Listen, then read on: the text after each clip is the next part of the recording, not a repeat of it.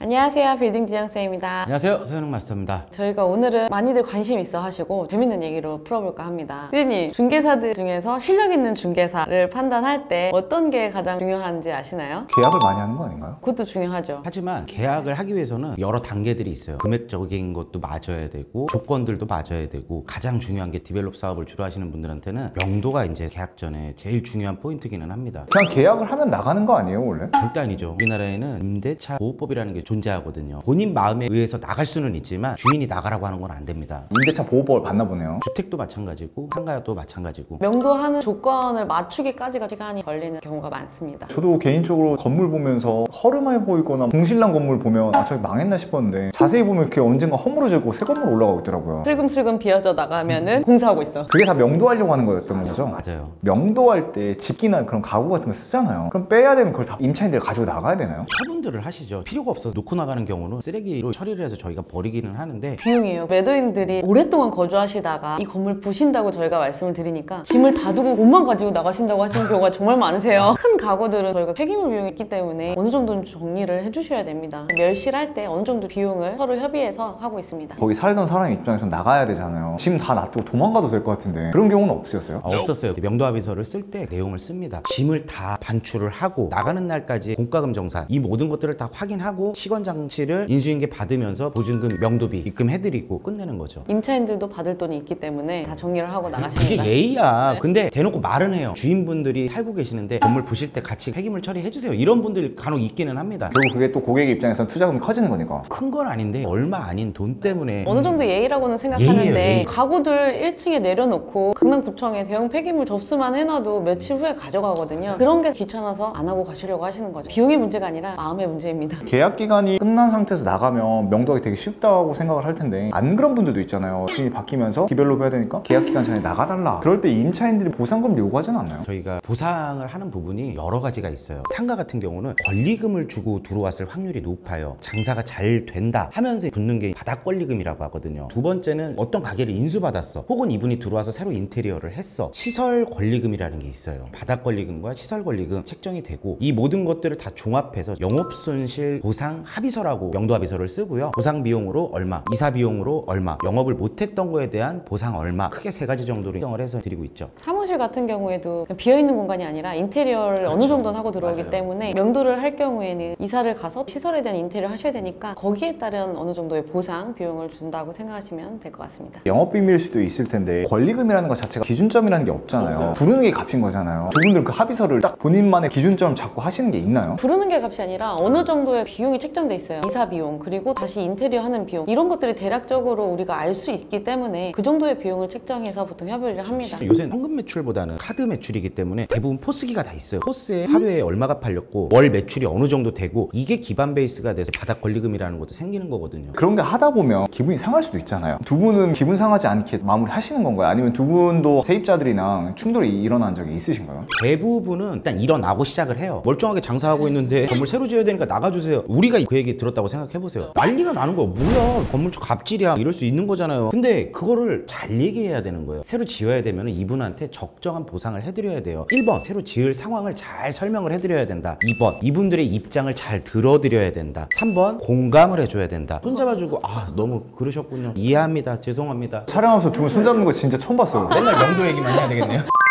4번, 적절하게 보상을 해줘야 된다. 명도할 때 싸게 하려고 그러면 절대 안 돼요. 5천만 원이라고 쳤을 때 내 입장에서 5천만 원과 이 사람에서 5천만 원 입장은 정말 다른 거거든요. 을한테는 더 해줘야 되는 게 맞다고 생각을 해요. 아무리 마스터님이 강심장이고 카리스마 있다 해도 트러블 보는 걸 누구나 싫어하잖아요. 나한테 이런 싫어하면 어떡하지라는 불안함이 있으신가요, 두 분도? 있죠. 근데 제가 100건 넘게 해봤거든요. 이분한테는 어떻게 해야겠다라는 게 보여요. 제가 재밌는 거 말씀드리자면, 코로나 때 있잖아요. 저희가 그때 영업 제한 시간이 있었어요. 9시까지밖에 안 되고 4명 이상 모이면 안 되고, 그러다 보니까 먹는 가게며 운동시설이며 박살이 났죠. 경제가 그냥 무너졌잖아요. 그때 당시에는 장사가 안 되니까 월세 낼 돈도 없어, 공과금 낼 돈도 없었어. 이때는 한 푼도 안 주셔도 되니까 월세만 내주세요 하고 그냥 나가시는 경우도 있었어요. 코로나 때 상가명도 할 때는 그냥 돈 한 푼도 안 줬어요. 임차인들이 나갈 때 그동안 해놨던 시설 다 원상복구 해놓고 네, 나가야 되는데 맞아요. 그 비용도 몇 천만 원 들 수 있는데 그냥 나가주셔라 하고 말씀드리니까 고맙다고 하고 나가신 경우도 있습니다. 반대로 코로나가 풀리고 시간이 지나서 장사들이 잘 될 때 얼마를 준다 그래도 씨알도 안 막혀요. 그분들이 코로나 때 대출 받아갖고 저리로 받았던 게 금리가 올랐잖아요. 벌어서 인건비하고 뭐하고 해도 남는 게 없는 거예요. 상업용 명도는 경기, 금리 이런 게 많이 적용한다라는 생각이 듭니다. 임차인 입장에서도 내가 이 이자 내면서 힘들게 장사하는 것보다는 어느 정도의 영업 손실을 보상을 받으면서 이참에 쉬었다가 해볼까 뭐 이런 생각도 하실 수 있고. 그러면 코로나 때 빌딩 투자하신 분들은 진짜 황금기였겠네요. 황금기였죠. 절이었죠. 명도비 안 들어가죠. 상업용, 업무용 명도가 있지만 주택 명도가 있어요. 주택 명도는 수월한 편입니다. 디벨롭 하려고 하는 건물들이 대부분 엄청 노후된 건물이에요. 아무리 싸게 있어도 열악할 수밖에 없어요. 주택 명도 정말 많이 해봤는데 수월하게 다 됐어요. 대개 방문 드려서 사정 설명드리면서 집에 들어가자마자 앉아서 얘기하는데 벌레 많고요. 곰팡이 많이 쓸어 있고, 여름철에 명도하러 가면 특히나 곰팡이 많이 쓸어 있고요. 겨울철에 명도하러 가면 엄청 추워요. 보증금이 500만 원이신 분들도 있고 1000만 원이신 분들도 있다 보니까 300만 원 준다 그러면은 그냥 바로 나가시는 거예요. 돈 벌고 나가시는 거죠. 보증금 받고 명도비 따로 받는 거예요? 따로 받는 거죠. 이사비가 존재하고요. 중개보수 내야 될 돈, 그 외로 한 200만 원 정도 더 되는 거라고 생각하시면 됩니다. 장사하시는 분들 같은 경우는 최대한 오래 하려고 하고, 노후 건물에서 장사를 하고 있다는 거는 그만큼 월세를 싸게 있다는 얘기거든요. 나가서 이만한 평수에 이만한 자리를 얻으려면 월세를 더 비싸게 줘야 되니까 그런 경향이 있습니다. 두 분은 강남 전문가시잖아요. 근데 아까 집이 노후화되고 안 좋댔잖아요. 강남 집이 안 좋을 수가 있나요? 대로변에 큰 빌딩들이 있고, 이면에도 중소형 빌딩들이 있고, 3면 들어가면 주택가가 시작이 됩니다. 강남 어느 블록이든 똑같아요. 저희가 늘 말씀드리는 빨간 벽도. 신축된 새로운 집도 있지만 노후 주택들도 굉장히 많아요. 강남에도 디벨롭 할 수 있는 게 너무 많습니다. 강남 산다고 다 좋은 집은 아니거든요. 아니죠. 집은 좋지 않지만 땅의 가격은 비싸죠. 땅 한 평에 8천만 원 1억씩 하니까요. 그럼 우리가 계약서 같은 거 보면 매도인이 명도를 책임한다, 중개인이 명도를 책임진다 이런 말들이 있는 것 같던데, 주로 명도 책임은 누가 지는 거예요? 금리가 낮을 때는 매수자분들이 몰려요. 매도 물건보다 매수자가 더 많은 상황이기 때문에 매수자가 명도하는 조건으로 거래되는 것도 꽤 많더라고요. 요즘같이 매수자가 적고 물건이 더 많은 시기에는 매도자 명도가 이제 주로 많습니다. 어떤 시장에서도 매도자 명도가 안 되면은 잘 안 합니다. 매매가에 붙는다고 생각하시면 이해하시기가 좋으신 게, 원래 매매가가 50억이야. 근데 거기에서 명도비가 2억 정도 들 거야. 매도인들이 책임 명도하는 경우 52억 이렇게 해서 본인이 명도를 하겠다, 이런 식으로 이제 매도자가 명도할 경우 하거나, 명도를 부담스러워 하시는 매도인들은 금액을 깎아줄 테니까 매수인보로 명도를 하라고 해달라 이렇게 요청하는 경우도 있는데, 매도자분이 임대인인 거잖아요. 임대인과 임차인의 관계가 있기 때문에 매도인이 명도하는 게 훨씬 수월합니다. 항상 강조하시는 게 금매잖아요. 그럼 매수자가 명도한 대신에 한 3, 4억 깎아줄게, 그래도 안 하시나요? 하죠. 물건이 정말 너무 좋아, 금액도 너무 싸, 매수자가 명도해야 하는 조건이야. 그러면은 제가 먼저 명도를 진행을 해놓고 그 다음 계약을 하겠죠. 계약하기 전에 반드시 모든 걸 협의하고 합니다. 그럼 싸게 사도 그게 의미가 없는 거네요? 전혀 의미 없죠. 제가 이런 사례를 한 분을 만나서 봤어요. 금액 정말 잘 사셨거든요. 그분도 이제 임차인들 내보내고 리모델링 하려고 했는데, 임차인들이 거래된 걸 알고 너무 많은 비용을 요구를 하신 거예요. 진짜 제가 들어도 이거 말이 안 돼요. 제가 알았을 땐 내용 증명이 왔다 갔다 했더라고요. 이러면은 협의점이 없어요. 임대료보다 이자를 더 많이 내고 있는 상황도 보기는 했었습니다. 명도 확정되기 전에 계약서를 함부로 쓰면 안 되겠네요. 절대 안 돼요. 계약금이라도 들어가면 안 됩니다. 그러면 여기서 궁금한 게, 반대로 매도인 책임 명도로 계약을 썼는데 최종 이거 승인되기 전에 매도인이 명도를 못 해버렸어요. 어떻게 되는 거예요? 계약 위반이죠. 따블로 물어주셔야죠. 대부분 될 수밖에 없는 게, 계약금 10%, 중도금 10% 많은 돈들을 받아요. 80억짜리를 거래를 했으면 16억이라는 돈을 받잖아요. 명도비 5천만 원 1억 때문에 나머지 내가 받아야 될 64억을 못 받는다. 이건 있을 수도 없는 일이거든요. 계약이 해제될 경우에는 계약금의 배액을 배상을 그렇죠. 해야 되기 때문에 계약금 받은 거 플러스 2배로 위약금을 내게 되어 있어서, 매도자분들이 책임 명도해준다 그러고 안 된 경우 못 받습니다. 명도는 돈이거든요. 시작하게 되면 생각보다 빨리 끝나는 것 같아요. 결론은 돈협상이에요. 상황이 어떻게 전개가 되고 기분이 상하면 안 되고 이런 것들이 복합적으로 맞아 떨어져야죠. 그러니까 돈으로 클리어가 되네요. 돈으로 클리어 되죠. 가게 정리하실 때 권리금 받고 넘기시거든요. 손해보고 나가는 건 절대 없습니다. 근데 돈을 줬을 때 건물 산 사람도 신축해서 수지타산이 맞아야 되는 거고, 현재 임차인분도 돈을 받았을 때 이만큼 권리금을 받고 나왔다는 거에 대해서 서로 만족을 해야 되고, 매도자님도 어쨌든 책임 명도를 해주셨을 때 건물 팔아서 목돈이 생겼고, 모두가 만족하는 이제 명도가 그런 거죠. 말이 조금 나빠 보일 수도 있는데 사실은 서로 좋을 수도 있거든요. 그렇게 나쁜 것만은 아니다. 지금까지 상가 명도 했을 때 웬만하면 옮겨드리고, 그분들이 어디 가서 뭐 지금 어떻게 하는지도 알고 있거든요. 더 잘 되세요 지금. 이게 미디어가 잘못 사람들이 인식을 시킨 것 같아요. 옛날에 막 영화 같은 거 보면 명도한다고 깡패 아저씨들 막 와가지고 몽둥이질하고 막 이래버리니까. 그런 것들이 제가 생각해 봤을 때는 돈을 안 쓰고 그냥 내보내려고. 임대차 보호법이 10년까지 적용이 되거든요. 10년 넘으면 나가야 돼요. 근데 이분들은 10년 동안 이 한 자리에서 강산이 바뀔 때까지 얼마나 그 건물이 본인 건물 같으시겠어요. 10년 동안 일터였는데 하루아침에 갑자기 나가래. 이러면은 이제 못 나간다고 뻗팅기고 서로 소송하고, 그 소송에서 만약에 저 집행관들 왔을 때 영화에서 보던 그런 것들이 이제 거기서 발생되는 겁니다. 임차인들도 10년 동안 임대료 갱신할 때 임대료를 주인이 올려달라고 할 수 있잖아요. 5%씩 밖에 못 올려요. 10년 동안 몇 프로나 올릴 수 있겠어요. 물가 상승률에 의하면은 다른 세입자가 들어오면 훨씬 훨씬 더 비싸게 놀 수 있는데 시세의 반밖에 안 되는 돈에 있어. 그러면서 싸움 붙는 거예요. 10년이 지나 더 이상 갱신을 할 수 없는 임차인에게도 어느 정도의 보상을 해주셔야 됩니다. 싸움 나면 안 돼. 싸움 붙으면은 수단과 방법을 안 가리고 이기려고 하잖아요. 피 터지는 거예요. 법적으로 하려고 딱 내용 증명 보내거나 문자로 이렇게 하는 것보다 처음에 가서 내 사정을 얘기하고 대화로서 한다면 충분히 더 빠르고 좋은 시간에 할 수 있다고 생각합니다. 명도가 아니라 모든 일이. 살아보니까 얼굴 보고 해결 안 되는 일은 없어요. 가장 해결 안 되는 게 문자, 전화, 얼굴 보는 거. 처음부터 얼굴 보고 하는 게 그냥 최고입니다. 인상 깊었던 게 대표님이 뭐 해결하려고 문자 같은 거 안 보내고 바로 가더라고요. 차 타고. 전 바로 가요. 내가 부탁해야 될 상황이면 얼굴 보고 얘기해야 되는 거예요. 그걸 전화로 얘기하거나 카톡 보내거나 문자 메시지 보내는 사람들은 사업하면 안 돼요. 승자 패자 얘기하셨지만 두 분 평화주의자십니다. 싸움 붙으면 무조건 이깁니다. 수단과 방법을 가리지 않습니다. 근데 몇 년 동안 싸움 난 적 없어요.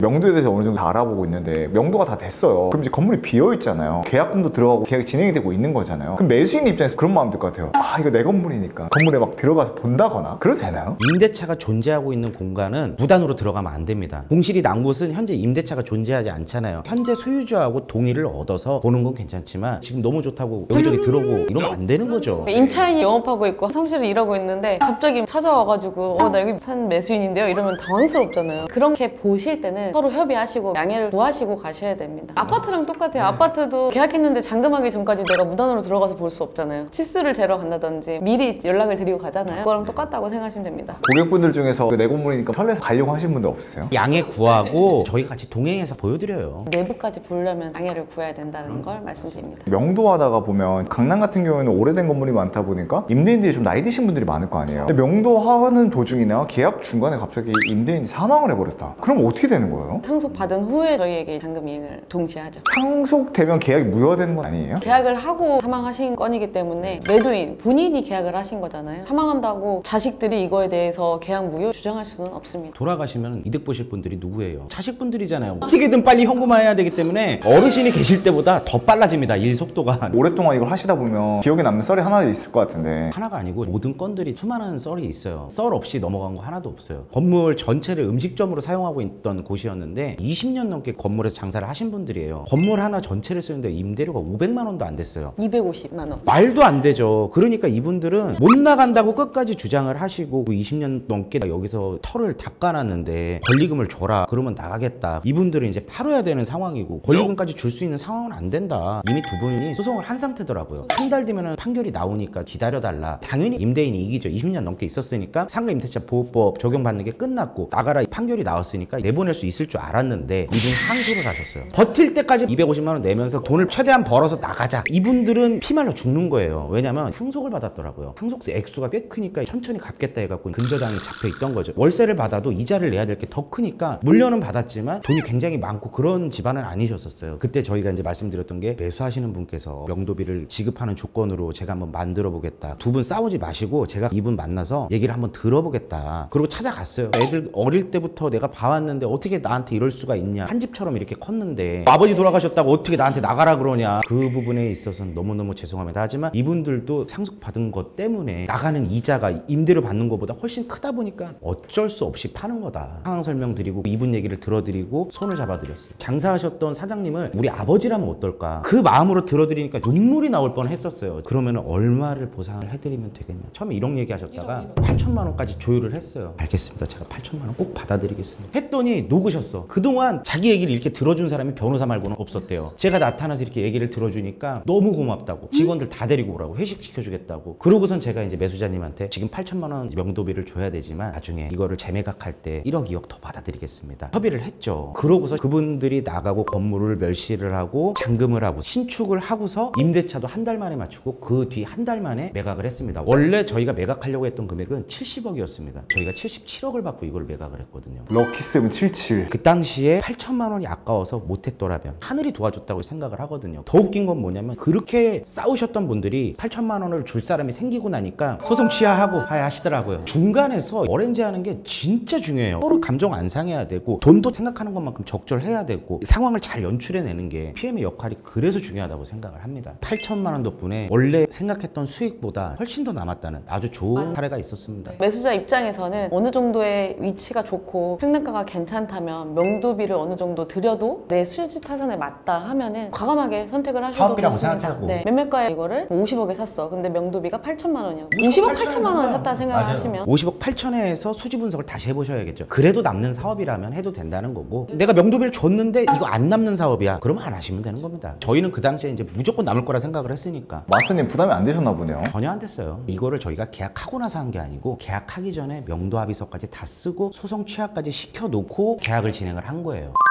오늘 이렇게 명도에 대해서 굉장히 궁금해하시는 분들이 많으셔가지고 저희가 이렇게 영상으로 한번 준비해봤습니다. 명도는 언제 얘기해도 재밌는 것 같아요. 진짜 오늘 너무 좋은 얘기 해주셔서 감사하고 좋은 콘텐츠 기다리도록 하겠습니다. 오늘도 영상 시청해주셔서 너무 감사합니다. 감사합니다. 감사합니다.